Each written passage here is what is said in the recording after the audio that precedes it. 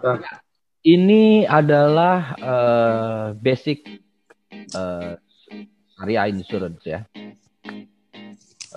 Materinya sudah saya bikin compact untuk kebutuhan online training. Jadi teman-teman nanti bisa membaca lengkapnya ya. Jadi modul lengkapnya itu nanti akan kita kirim ya, tentu saja. Dan rekan-rekan juga bisa akses ke e-library kita atau di Sun Learning kita ya. Siapa tahu ya harusnya ya, karena kita berbisnis syariah maka kita harus lebih tahu lebih dalam apa itu asuransi syariah. Ya, oke, saya mulai. Jadi tujuannya ini nanti rekan-rekan habis kelas-kelas ini itu memaham konsep syariah secara umum, lalu ada memahami juga di syariahnya, hukum-hukum yang berlaku ya, pada asuransi dan jenis-jenis asuransi syariah, juga fungsi dari Dewan Pengawas Syariah, termasuk nanti juga ada regulasi di situ, dasar-dasar regulasi ya. Oke, apa sih asuransi syariah? Ya. Nah, yang pertama, asuransi syariah ini menurut fatwa DSN MUI rekan-rekan ya. Jadi ini adalah usaha saling tolong-menolong ya, melindungi sejumlah orang melalui investasi ya, dalam bentuk aset atau tabaru namanya. Jadi ini istilah baru nih, kata-kata ini ada tabaru. Ya, nanti apa ya saya akan jelaskan habis ini ya. Yang memberikan pola pengembalian untuk menghadapi resiko tertentu melalui akad sesuai dengan syariah. Oke, itu menurut DSN MUI. Menurut peraturan otoritas jasa keuangan ini hampir sama ya. Hampir sama, yaitu asuransi berdasarkan prinsip syariah. Oke. Usaha saling tolong-menolong atau ta'awun ya, atau saling melindungi takafuli di antara para peserta melalui pembentukan kumpulan dana yang disebut dana tabaru tadi, yang dikelola sesuai prinsip syariah untuk menghadapi resiko tertentu. Nah, rekan-rekan, jadi kalau ditanya nih ya, asuransi syariah sama konvensional itu bedanya apa? Ada di basic principle. Ini sangat fundamental sekali ya. Jadi ini di basic principle itu beda. Ya, kalau nanti ya setelah ini, kalau yang namanya asuransi konvensional itu transferring, mentransfer resiko dari tertanggung ke penanggung. Kalau asuransi syariah ini adalah saling tolong menolong, tabaru. Seperti apa? Nanti kita akan lihat di skema. Ya. Nah, prinsip asuransi syariah itu adalah tolong menolong tadi. Itu memang yang pertama dan utama ya, tolong menolong. Lalu saling menanggung. Ya, bukan tanggung menanggung ya, tapi saling menanggung di sini di antara para peserta. Adanya kontribusi peserta ke tanda tabaru. Ini bukan premi bahasanya, kontribusi. Kenapa bahasanya kontribusi? Nanti ada penjelasannya, ada penjelasan logisnya. Kenapa nggak premi? Kenapa kontribusi? Apa cuma ganti nama doang? Oh enggak, bukan cuma ganti nama, tapi nanti ada penjelasannya. Terus perusahaan di sini bukan sebagai penanggung, tapi pengelola. Ya, pengelola apa? Dana tabaru tadi ya. Lalu transaksinya juga harus adil, amanah, lalu balance ya, mengandung kemaslahatan untuk bersama, dan tentu saja ini universal dalam arti apakah produk syariah ini hanya untuk orang muslim? Oh enggak, ini universal. Karena nanti bahasannya beda ya. Kita akan berbicara tentang konsep ya, konsep muamalah nanti ya. Muamalah itu adalah interaksi ya, konsep interaksi di dalam keseharian. Jadi ini universal. Tidak mengandung hal-hal yang diharamkan ya. Ini pastinya transaksi juga menghindari unsur maghrib ya. Maghrib itu maisir, goro, riba yang nanti kita akan bahas. Oke. Nah, teman-teman, sebelum kita ngomongin asuransi syariah, kita ngomongin dulu yang kita lakukan sekarang ya, yaitu yang di konvensional. Apa itu? Ya, konvensional ini basic prinsipnya adalah risk transferring atau mentransfer resiko. Dari mana? Dari pemegang polis atau tertanggungnya. Ke siapa? Ke penanggung. Jadi perusahaan asuransi ini berlaku sebagai penanggung. Dia yang menanggung resiko dari si nasabahnya atau tertanggungnya. Nah, asuransi syariah gimana? Oh, beda. Beda sekali prinsipnya. Ini risk transfer ya, bedain ya. Ini risk transfer, memindahkan resiko. Ya, tapi kalau asuransi syariah ini adalah risk sharing, sharing resiko. Sesama para peserta, gitu ya. Sesama para peserta. Nah, begini. Ini contoh kita ya. Saya kasih contoh mudahnya seperti ini. Ini kita yang ada di ruangan ini. Ada berapa nih? Ada 91 orang yang ada di kelas ini. Oke? Anggap kita sekarang adalah para peserta ya. Ada Tegar, ada Dani Rinjani, ada Tuti Sumiati, ada Ina, tadi ada berbagai macam ya. Macam-macam ini ada 91 orang. Dan kita saling berjanji. Kita harus saling tolong menolong satu sama lain dikala salah satu di antara kita terjadi musibah resiko. Setuju? Setuju. Gitu ya. Setuju nggak nih? Setuju. Oke. Saya akan lebih spesifik lagi tolong menolong dalam aspek finansial. Ya. Oke, caranya gimana? Caranya gimana? Yuk kita patungan. Yuk kita urunan. Kita sama-sama bersedekah. Oke? Nah, saya duluan deh. Saya kasih 1 juta, jebret. Nanti mungkin si Kakak Tuti kasih 500.000. Ada Dinar di situ kasih 2 juta. Ada Ina kasih 5 juta. Ada banyak macam-macam. Ya, dari 90 orang ini semua nyumbang. Nah, itu namanya kontribusi. Bukan premi, kontribusi. Karena kita tidak membeli apapun di sini. Tidak membeli produk, kita cuma masukin uang sumbangan. Ya, kemana? Ke kotak amal ini ya, ke kotak dana umat yang disebut dana tabaruk. Oke, teman-teman, clear ya? Jadi kita, ya, sesama peserta saling berjanji untuk saling melindungi, tolong menolong, jaga di antara kita ada yang kena musibah. Dengan cara apa? Yuk kita sama-sama kontribusi. Kontribusi yaitu sosial, kontribusi bersedekah satu sama lain. Nanti uangnya itu, uang hasil kontribusi ditumplekin tuh di dalam satu wadah yang disebut dengan dana tabaruk. Nah, maka itu akadnya akad sosial yang disebut dengan akad tabaruk. Ya, akad tabaruk. Sampai sini clear ya? Oke, saya lanjut. Nah, ini ada sesama peserta melakukan akad tabaruk. Nah, sesama peserta saling mengumpulkan uang. Jika salah satu di antara kita misalnya ada yang sakit, butuh sakit, ya dikasihlah dari situ, dari uang itu.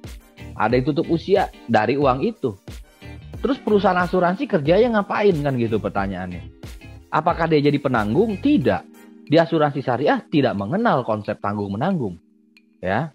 Karena mereka akan saling menanggung. Kita sesama peserta akan saling membantu, menolong jika salah satu ada yang kena musibah tadi. Lah, perusahaan asuransi ngapain? Perusahaan asuransi di sini ditunjuk oleh kita para peserta sebagai operator atau pengelola. Apa yang dikelola? Dana tabaruk.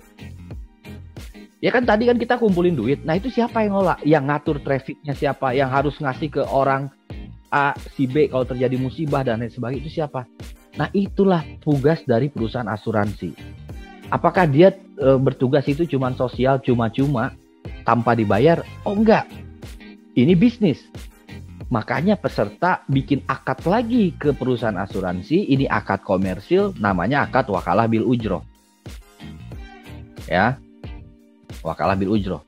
Wakalah itu dalam kata wakil. Jadi, hey Sun Life, misalkan perusahaan asuransi Sun Life. Sun Life, kami menunjuk kamu, ya, mewakili kami dalam rangka mengelola dana umat ini.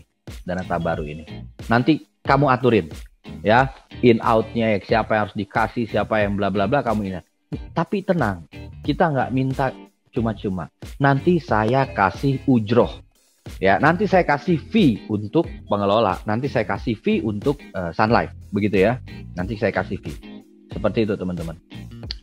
Oke, jadi prinsipnya adalah seperti itu. Jadi ada 2 akad ini. Yang pertama ada akad sesama para peserta yang disebut dengan akad tabaruk yang sifatnya sosial, yang sifatnya hibah, sumbangan, ya, untuk saling melindungi. Dan yang kedua ada akad komersil. Akad yang kita gunakan adalah wakalah bil ujroh, yaitu menunjuk perusahaan asuransi mewakili para peserta untuk mengelola dana. Ya, nanti sebagai imbalan para peserta itu kasih ujroh ke perusahaan asuransi. Gitu ya. Oke, teman-teman, jadi sangat beda sekali antara asuransi konvensional dengan asuransi syariah. Makanya namanya juga jadi beda. Ingat, satu risk transfer, yang satu adalah risk. Oke. Nah, maka itu rekan-rekan, pembagian dananya pun beda. Kalau di konvensional, seseorang bayar premi nih, dia bayar premi, jebret dia bayar premi, itu langsung masuk ke rekening perusahaan asuransi. Maka dana premi atau uang premi itu sepenuhnya menjadi milik perusahaan asuransi yang dia akan kelola sesuai perjanjian. Tapi kalau di syariah enggak, ya. Di syariah akan lebih effort. Kenapa? Karena uang tidak serta-merta, ya. Uang tidak serta-merta, tuh dana itu tidak serta-merta masuk ke ke perusahaan. Enggak, tar dulu dilihat. Yang pertama ada dana hibah tadi, sumbangan tadi, kontribusi tadi. Ya itu masuknya ke rekening Tabaru. Ya, itulah yang nanti akan diambil ketika terjadi musibah sebagai sumber dana untuk klaim Tabaru. Lalu ada juga dana yang masuk ke ujroh. Nah, ini adalah fee atau cuan atau imbalan untuk perusahaan asuransi. Nah, ini masuknya ke rekening perusahaan asuransi nih. Masuknya ke rekening perusahaan asuransi. Lalu ada juga masuk ke rekening investasi jika polisnya unit link ya. Jika polisnya unit link ini masuk dan dikelola sesuai prinsip syariah. Oke? Oke, sip, saya lanjut. Ya. Bedanya nih teman-teman. Ini bedanya yang menarik adalah bahwa di asuransi syariah ada istilah surplus underwriting dari dana Tabaru. Apa itu surplus underwriting? Nah, begini. Surplus underwriting itu adalah selisih lebih. Ya, selisih bukan selisih lebih ya. Selisih dana Tabaru yang masuk dan dana Tabaru yang keluar. Itu jadi surplus. Kalau selisih kurang, selisih negatif itu jadi defisit. Gitu ya. Selisih lebih antara dana Tabaru yang masuk dan dana Tabaru yang keluar. Seperti itu. Bisa jadi surplus, bisa jadi defisit. Ya. Katakanlah ini di kotak dana Tabaru ada 1 miliar. Tapi dari 1 miliar ini kepake. Kepake apa? Si A sakit butuh 30 juta kasih. Si B kena kecelakaan cacat total butuh santunan 200 juta kasih. Si C tutup usia butuh UP atau warisan 300 juta kasih. Ada juga yang sakit dioperasi butuh 50 juta kasih dari situ. Ya. Nah, dari 1 miliar yang terkumpul, ternyata yang terpakai adalah 800 juta. 800 juta. Oke, sekali lagi dari 1 miliar yang terkumpul, yang terpakai 800 juta. Sisanya piro? Sisanya berapa? 200 juta. Nah, itu disebut surplus, teman-teman. Itu disebut surplus. Tapi lain cerita ya, kalau ternyata yang terkumpul 1 miliar, karena banyak nih lagi musim musibah, mungkin lagi pandemik, banyak sekali yang sakit, seperti itu ya, sehingga dana Tabaru 1 miliar tuh kurang, karena kebutuhannya 1,2. Berarti defisit 200 juta. Tapi kan tetap harus dibayarin tuh, klaim. Terus dari mana? Nah, ini dia. Di sini fungsi perusahaan. Ya, fungsi perusahaan. Ya, jika terjadi defisit.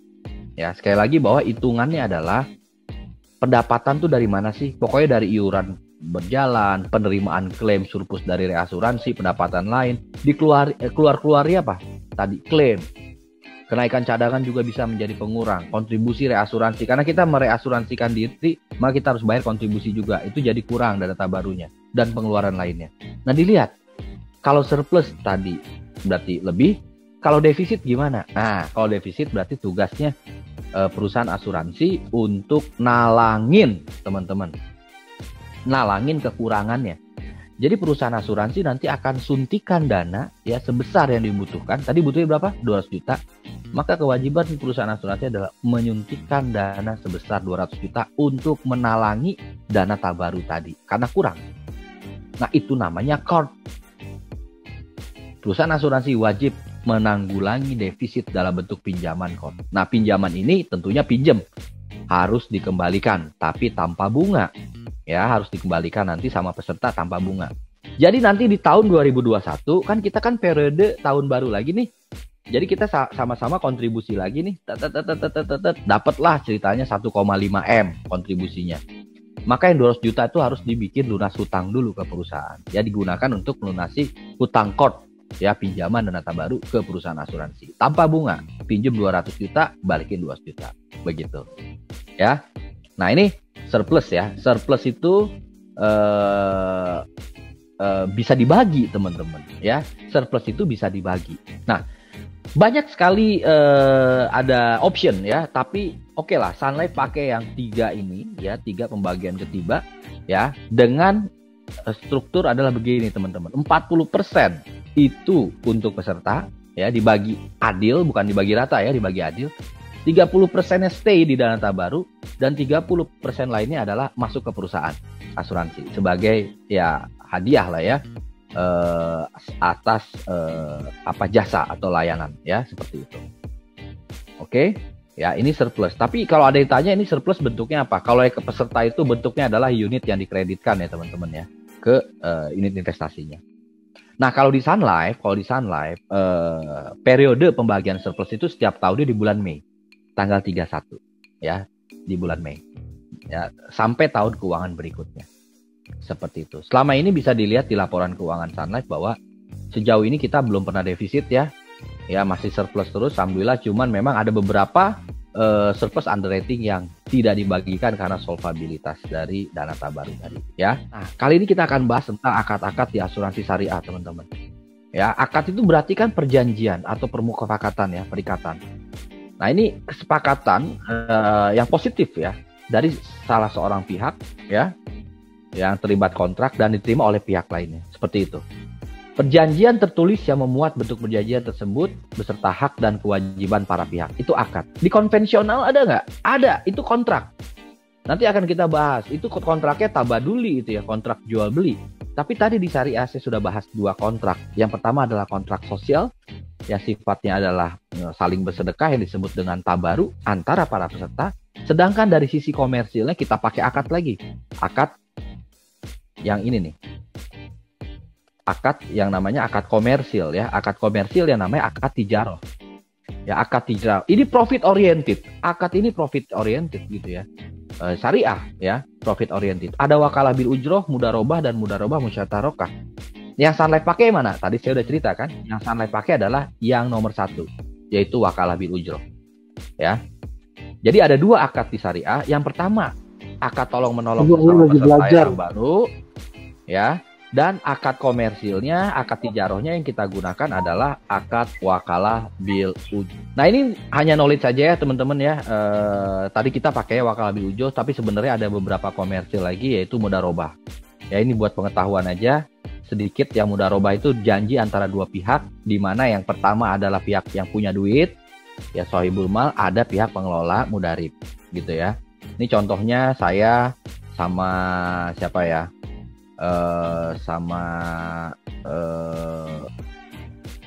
Momo deh ya, sama Momo nih ya. Saya sama Momo join bisnis. Mo, gue punya modal nih 30 juta nih, saya kasih jepret, bukain warung pecel lele ya. Momo yang akan operation dan lain sebagainya. Lalu perjanjiannya gimana nih? Saya yang jalanin bisnis, saya yang ini. Pokoknya saya cuman ngasih uang aja. Tegar itu cuma ngasih uang aja, modal. Yang semua yang operate-nya Momo misalkan. Nah, maka kita berjanji bahwa kita akan kongsi 70-30. 70 buat Momo sebagai pengelola, 30 buat Tegar sebagai yang punya dana atau sahibul malnya. Seperti itu. Itu mudarobah. Dan ini bagi hasil, bukan bagi untung. Jadi kalau untung ya untung, kalau rugi ya kebagian juga ruginya. Seperti itu. Di dalam syariah. Lalu ada akad mudarobah musyatarokah. Ini sama seperti itu, cuman bedanya 2 orang ini saling punya modal. Jadi modal dikumpulin, si Tegar punya 50 juta, si Momo punya 30 juta, kumpulin jadi 1, nanti Momo yang jalanin bisnis, sama presentasi juga. Seperti itu. Nah, kalau di asuransi ini mungkin ada yang namanya polis-polis partisipatif dan polis-polis non-partisipatif. Di mana sebenarnya polis partisipatif itu si perusahaan asuransi sama-sama ngemodal juga. Ya, kan kita punya fund nih, teman-teman, punya fund dari uang nasabah, kita punya fund. Nah, ini si perusahaan asuransi nanemin uang juga di situ, namain modal.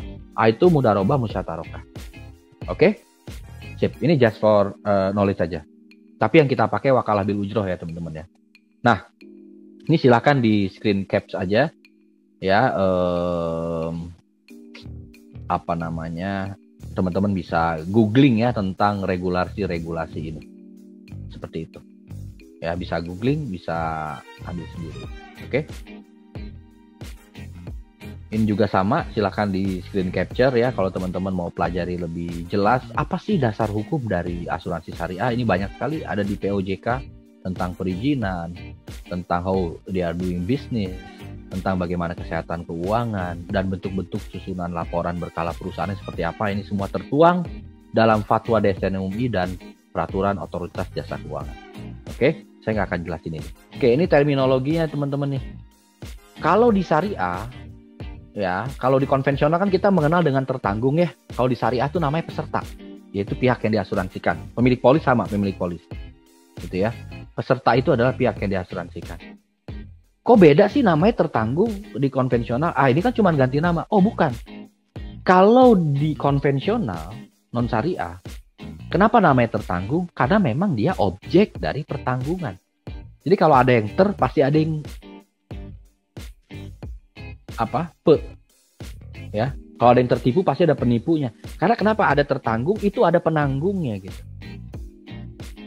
Ya.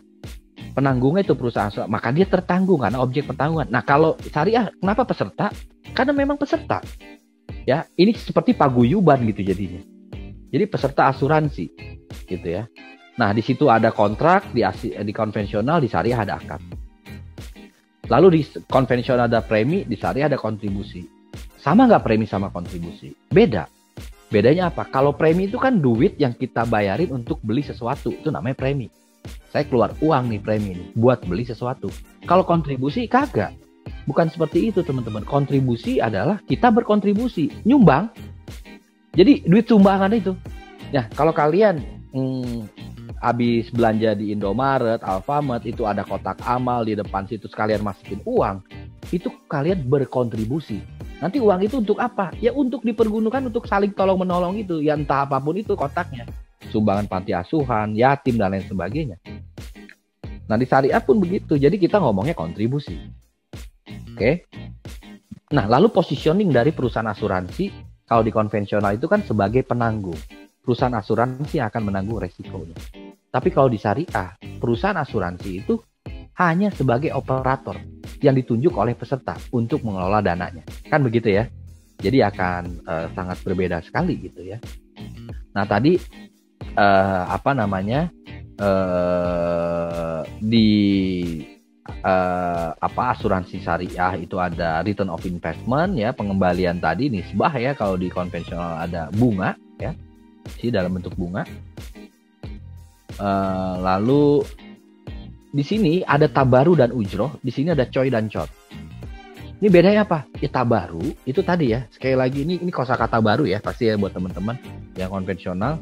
Tabaru itu adalah satu wadah ya, wadah untuk mengumpulkan dana umat gitu ya, dana kebersamaan ya, dana sosial, apapun itu sebutannya, disebut dengan tabaru. Nah, kalau di asuransi syariah untuk mendapat tabaru ini nanti akan jadi sumber klaim. Ya. Nah, kalau di konvensional ada coy dan cor. Karena kita beli barang itu. Ya.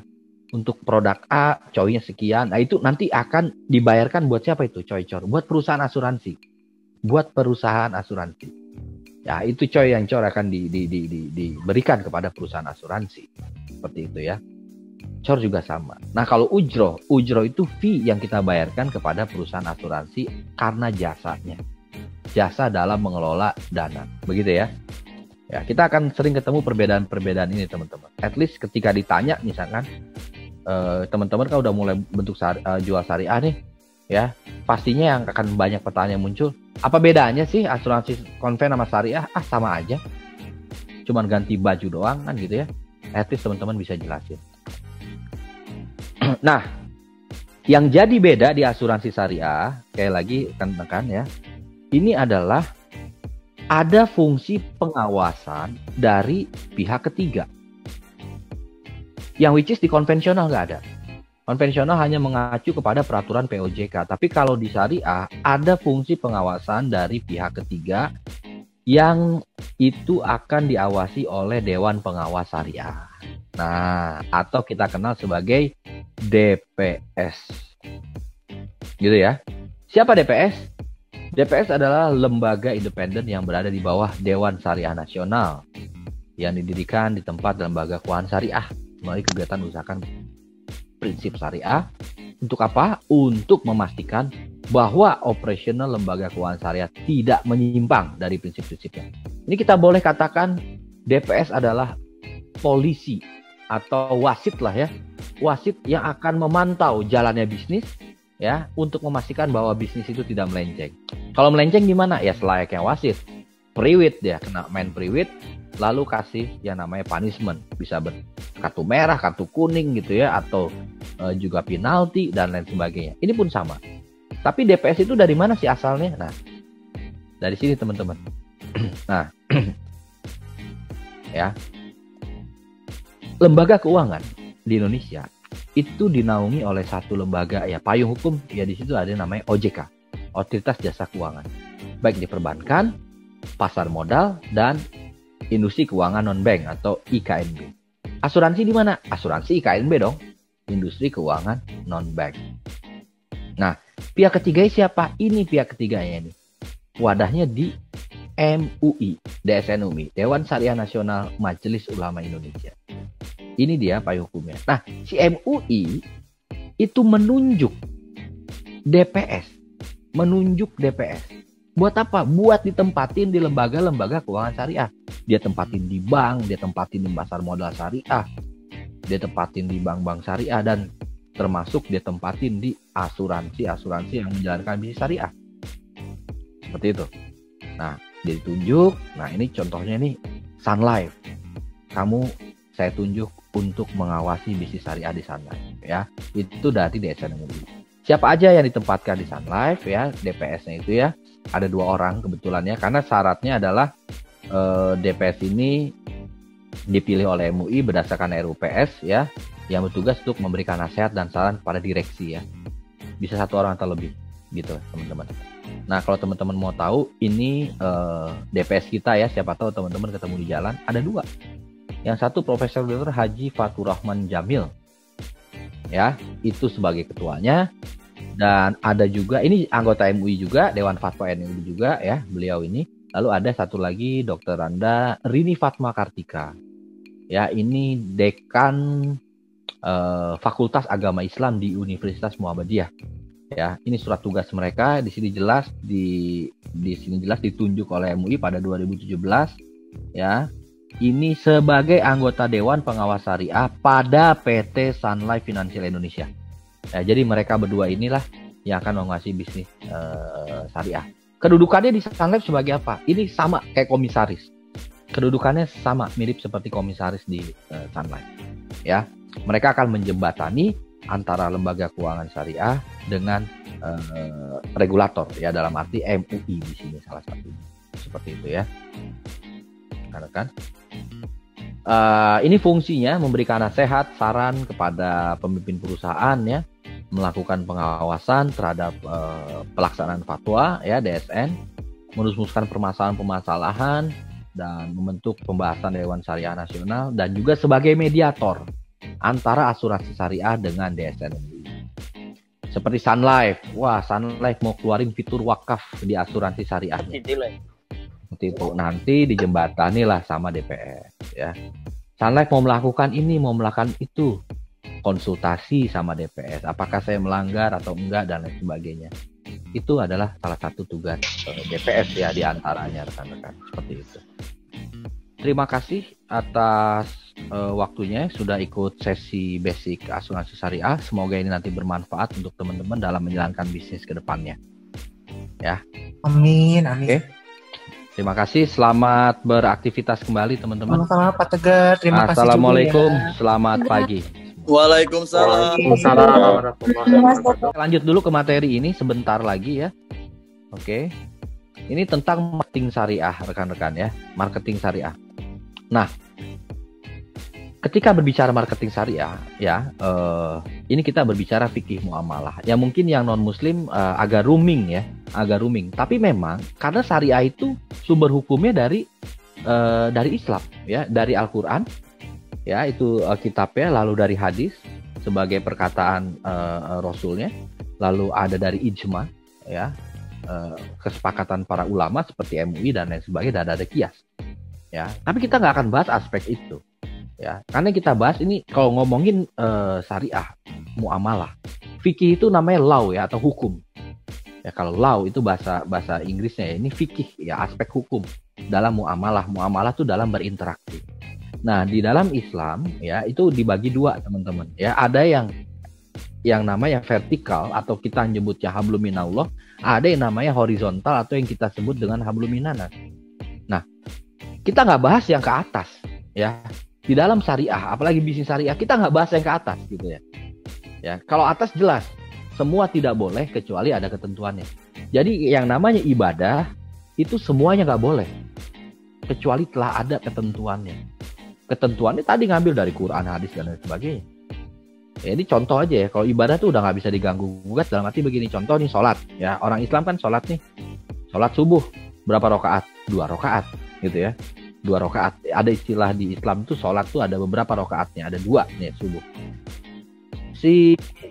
Siapa namanya, si Fulan gitu ya, pengen dapat reward lebih gede, dapat pahala lebih banyak, jadi sholat subuh dibikin 4 rakaat sama dia, nggak bisa, memang udah saklek begitu. Tapi yang muamalah, ini semua boleh, justru semua boleh, kecuali dilarang, gitu ya. Nah, kita ambil yang ini, aspek muamalah. Karena salah satu prinsip syariah adalah universal. Makanya teman-teman ya, walaupun syariah itu memang berasal dari hukum Islam, coba tebak, di mana pusat perekonomian syariah di dunia? Ya, pusat perekonomian syariah di dunia ternyata bukan di negara Muslim, tapi di London, ya, karena memang sekarang dunia itu mulai suka dengan konsep perekonomian secara syariah. Ya, the way dia doing business itu menurutnya akan menjadi next model yang akan lebih bagus. Nah, pusat perekonomian syariah dunia ada berpusat di London, rekan-rekan.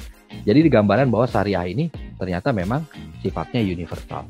Nah, di dalam syariah tadi kan katanya boleh, semua boleh kecuali ada yang dilarang. Nah, ini kita ngomongin yang dilarangnya nih. Teman-teman di sini agak lebih spesifik lagi karena saya akan langsung mengerucut mulai ke asuransi nanti. Ya, hal-hal yang dilarang. Contoh, yang dilarang itu ada 2, sesuai dengan zatnya atau caranya. Ini emang objeknya yang nggak boleh, yang dilarang, atau caranya yang dilarang. Kan gitu ya, cuman 2 aja, zat dan objek. Kalau ngomongin zat ini contoh ya di dalam fikih muamalah, di dalam kitab di Quran dan lain sebagainya itu diharamkan atau dilarang yang namanya konsumsi bangkai, darah, daging babi atau sesuatu yang mengandung babi atau babi yang lagi mengandung babi yang bapaknya nggak tahu siapa, ya, atau binatang yang ketika disembelih tidak sesuai dengan prosedur syariah. Minuman khamar, minuman keras gitu ya, seperti es batu gitu kan, itu minuman keras. Lalu gambling, berkorban untuk berhala, ya, mengundi nasib dengan panah, berkorban untuk berhala. Berhala itu apa ya? Berhala itu sesuatu yang buatan manusia yang kita tuhankan, ya, tidak selalu patung bentuknya, rekan-rekan, bisa jadi uang, bisa jadi mobil, bisa jadi motor, whatever buatan manusia yang kita tuhankan. Itu definisi berhala menurut Islam ya. Nah, ini karena zat. Tapi kita akan bahas yang justru karena cara, teman-teman. Nah, ini fikih muamalah, yaitu hal-hal yang dalam karena caranya. Ada tadlis, penipuan, ada maisir, goror, riba, dan riswah. Nah, di asuransi konvensional, kenapa dibilang tidak berprinsip atau bertentangan dengan prinsip syariah? Karena ada cara-cara bisnis di asuransi konvensional yang bertentangan dengan ini. Oke? Nah, tolong agak fokus di sini teman-teman. Ya, agar teman-teman paham di mana bedanya asuransi konvensional dengan syariah berdasarkan cara menjalankan bisnisnya. Seperti itu. Ya, ini sebagai rekomendasi, insight ya buat teman-teman. At least kalau ditanya teman-teman ngerti gitu ya bedanya apa. Seperti itu. Tadlis. Nah, tadlis ini penipuan. Ya, dalam arti ini contohnya nih, penipuan sering dilakukan adalah pedagang menyembunyikan cacat barang atau mencampur, ngoplos barang yang bagus sama barang yang jelek. Tukang buah tuh biasanya di atasnya bagus, bawahnya busuk. Gitu diumpetin. Nah, di asuransi ini ya, ini saya nggak ngomongin konven syariah ya. Walaupun produknya syariah. Ini produk asuransi syariah, tapi jualannya nipu. Nggak syariah juga jatuh. Ya, menyembunyikan kekurangan misalkan biayanya gitu, atau justru menjanjikan sesuatu yang belum pasti tapi kita garanti ke negara, ke nasabah misalnya. Ini pasti untung Pak produk Pak. Ini investasinya pasti Bapak dapat sekian di tahun kesekian. Waduh. Ya, itu sudah tadlis rekan-rekan ya. Hati-hati ya. Mau produknya syariah kek konvensional namanya tadlis ya. Sekalipun produknya syariah, tapi menjualnya dengan cara tadlis, pasti nggak syariah. Seperti itu. Nah, yang kedua adalah maisir. Ya, kita singkatnya ini maghrib, maisir, goror, riba. Ya, maisir itu perjudian atau main untung-untungan. Judi itu pasti ada yang pihak yang kalah dan ada pihak yang menang. Nah, contohnya di asuransi konvensional, praktik maisir ini ada. Contohnya seperti ini. Kan akadnya tabaduli ya, atau akad jual beli bahasa Indonesianya. Seseorang bayar premi, katakanlah 20 juta.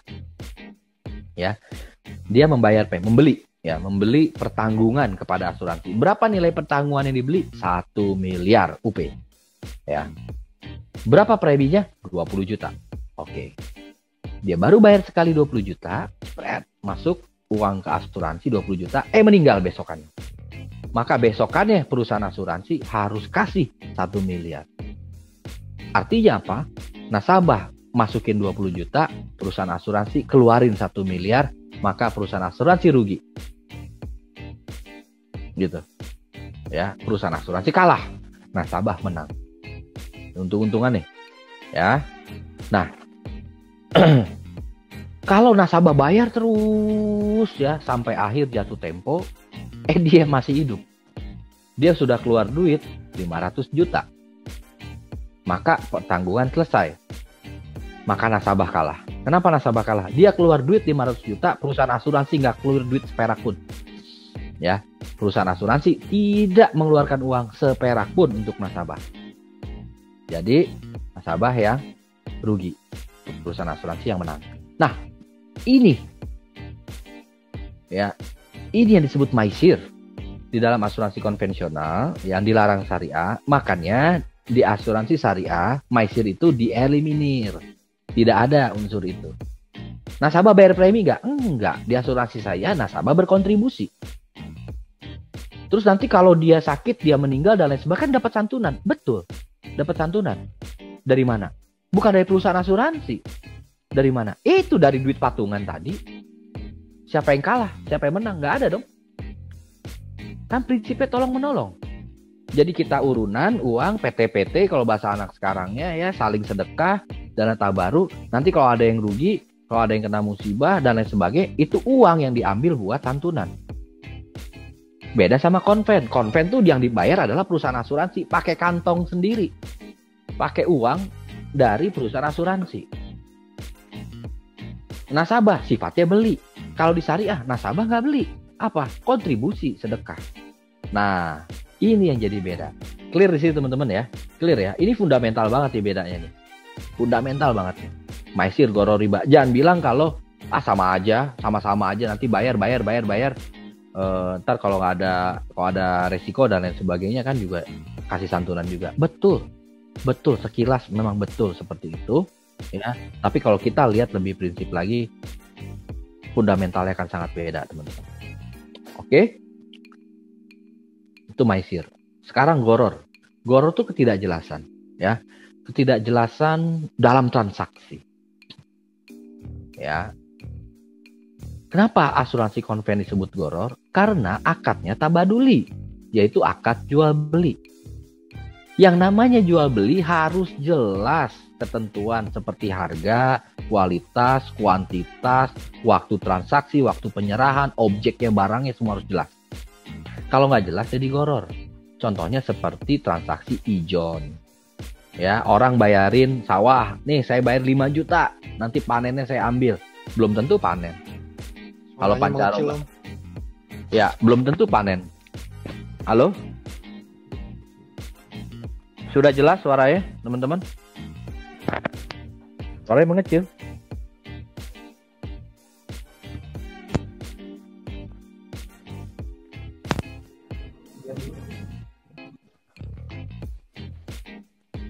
Udah oke belum?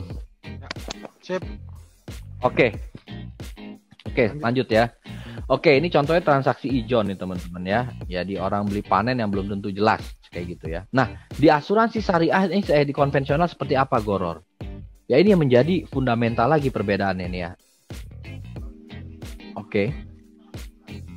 Kalau tadi jual beli, contoh saya jual handphone harga 1 juta, maka kalian harus kasih uang ke saya 1 juta untuk dapat handphone ini. Jelas. Ya. Handphone ini second kondisinya. Gitu ya. Saya kasih tahu kondisinya dan lain sebagainya. Dan teman-teman harus keluarin uang 1 juta buat beli handphone saya. Sini duit 1 juta, saya kasih handphone. Gitu.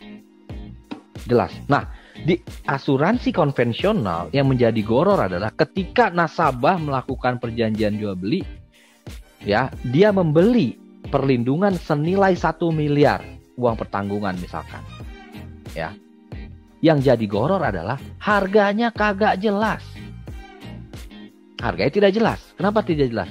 Untuk mendapatkan 1 miliar, berapa yang harus saya keluarkan? Ada yang bisa jawab nggak? Untuk dapat 1 miliar, berapa yang saya harus keluarkan? Nah, itu goror. Nggak jelas. Ada yang bisa jawab nggak? Teman-teman jawab, ya kan sesuai usia. Nanti sesuai resiko dan lain sebagainya. Itu premi. Yang saya tanya di sini, untuk dapat 1 miliar, berapa yang harus saya keluarkan? Bukan berapa preminya. Preminya bisa 20 juta, bisa 30 juta, tergantung usia. Tapi berapa yang saya harus keluarkan itu nggak jelas. Contoh tadi, ada orang yang baru bayar 20 juta dapat 1 miliar. Berarti harga dari 1 miliar adalah 20 juta. Tapi ada orang yang udah bayar 500 juta, belum juga keluar 1 miliar. Jadi harganya berapa nih? Gitu loh. Harganya berapa nih? Itu goror di dalam asuransi konvensional. Nah, yang di syariah akhirnya unsur gorornya kita eliminir. Seperti itu. Ya, makanya akadnya di kita bukan pakai akad jual beli. Karena kalau jual beli nggak bisa. Jual beli itu harus jelas harganya, kualitasnya, kuantitasnya, berapa yang harus dikeluarin. Nah, itu jual beli. Nah, akad kita dipakai adalah akad tabaru, tolong menolong. Gitu, ya. Jadi adalah sangat berbeda rekan-rekan ya. Lalu riba kita tahu ya. Kalau riba itu adalah segala sesuatu yang kita dapatkan secara cuma-cuma tanpa effort, itu riba. Nggak ada effortnya, riba. Ya, seperti berbasis kalau di konvensional itu ada deposito, obligasi dan lain sebagainya. Kita taruh uang, nanti uang itu beranak. Nah, itu riba. Begitu. Nah, di dalam syariah itu nisbah. Nisbah itu memang harus ada effort kita di situ. Nah, dalam arti mendanai sebuah bisnis, nanti untung ruginya akan dibagi. Ya, depositonya juga ada deposito syariah yang berdasarkan nisbah juga. Ya, akhirnya seperti itu. Riba nih banyak jenisnya, ada riba fadl, ada riba nasiah, ada riba jahiliyah, teman-teman. Ya. Contoh yang paling kita sering jumpai adalah misalkan penalti dari sebuah pinjaman. Itu namanya riba nasiah. Ya, dalam arti riba nasiah itu adalah keterlambatan pembayaran akan menimbulkan penalti, ya, yang itu akan berbunga. Biasanya credit card ya, tiap hari itu jalan bunganya, itu riba nasiah. Yang lebih parah adalah riba jahiliyah, yang artinya adalah transaksi yang seharusnya tabaruk, transaksi yang seharusnya derma, transaksi yang seharusnya sosial, dicuanin, dibisnisin. Nah, itu riba jahiliyah. Jadi banyak macam-macamnya. Yang jelas, kalau di konvensional kita masih bermain deposito di bank konvensional, obligasi di pemerintah dan lain sebagainya, bukan di sukuk, ya. Maka dari itu masih ada unsur ribanya yang di syariah dieliminir. Oke, teman-teman. Ya, seperti itu. Dan terakhir adalah riswah swap ya. Kalau swap ya, apapun ya, dalam arti mau produknya syariah mau produknya konven yang namanya riswah itu nggak benar. Ya, riswah atau swap adalah suatu pemberian yang bertujuan untuk mengambil sesuatu yang bukan haknya. Contoh. Saya menang nih tender. Biar saya menang tender untuk bansos gitu ya. Untuk masyarakat yang terdampak COVID. Maka saya kasih 10.000 per pack. Untuk Bapak Menteri misalnya. Kalau ada kejadian seperti itu riswah. Ya, untuk memenangkan tender. Dia kasih 10.000 satu paket misalnya. Yang ketahuan tuh. Tapi dari ratusan ribu bahkan jutaan paket, ya. Sehingga yang tadinya itu hak untuk orang-orang yang terdampak COVID menjadi adalah masuk ke rekening pribadi yang bukan haknya. Itu riswah. Nah, ini mau apapun itu produknya tetap ya ini tidak sesuai dengan syariah. Oke. So itu rekan-rekan yang bisa saya sampaikan kesimpulannya. Saya langsung kesimpulan. Jadi kalau teman-teman ada yang tanya apa itu syariah, apa beda dengan konvensional, saya akan rangkum menjadi sebagai berikut ya. Ini kita rangkumannya ya. Rangkumannya akan sebagai berikut, teman-teman.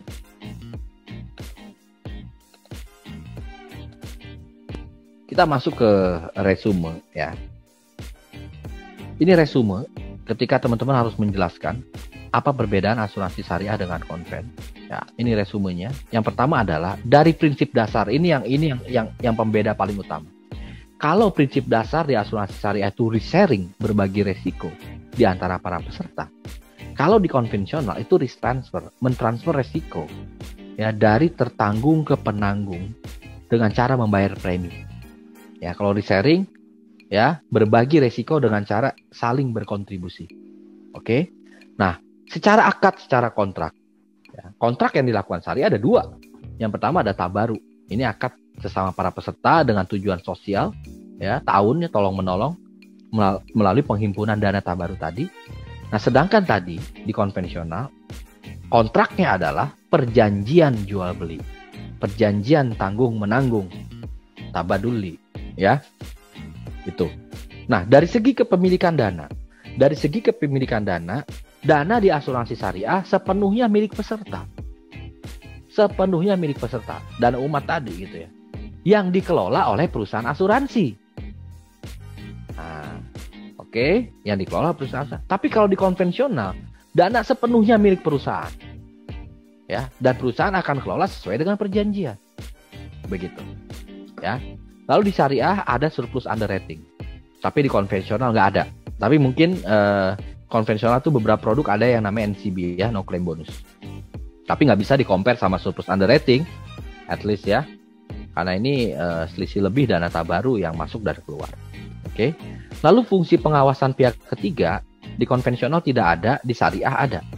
Yang namanya DPS tadi ya, Dewan Pengawas Syariah, itu wasitnya ya. Wasit dalam bisnis syariah. Lalu transaksinya itu terhindar dari unsur maghrib tadi, maisir, goror, riba yang tadi saya jelasin ya. Itu terhindar dari unsur itu, tapi kalau di konvensional transaksinya masih mengandung unsur maisir, goror, dan riba. Oke. Dari segi investasi, ya investasi apa? Dilakukan sesuai syariat Islam dan hanya melibatkan instrumen-instrumen halal. Kalau di konvensional ini lebih bebas lagi, ya, mengikuti mekanisme pasar yang ada. Yes, seperti itu rekan-rekan ya yang bisa saya jelaskan tentang basic syariah. Semoga jadi insight buat teman-teman ya dalam menjalankan bisnis syariah nanti ya. Kita mulai menjual produk syariah. Terima kasih atas waktunya sudah ikut sesi basic asuransi syariah. Semoga ini nanti bermanfaat untuk teman-teman dalam menjalankan bisnis ke depannya. Ya. Amin. Oke. Terima kasih. Selamat beraktivitas kembali teman-teman. Sama-sama Pak Tegar. Terima kasih. Assalamualaikum. Selamat pagi. Waalaikumsalam. Waalaikumsalam.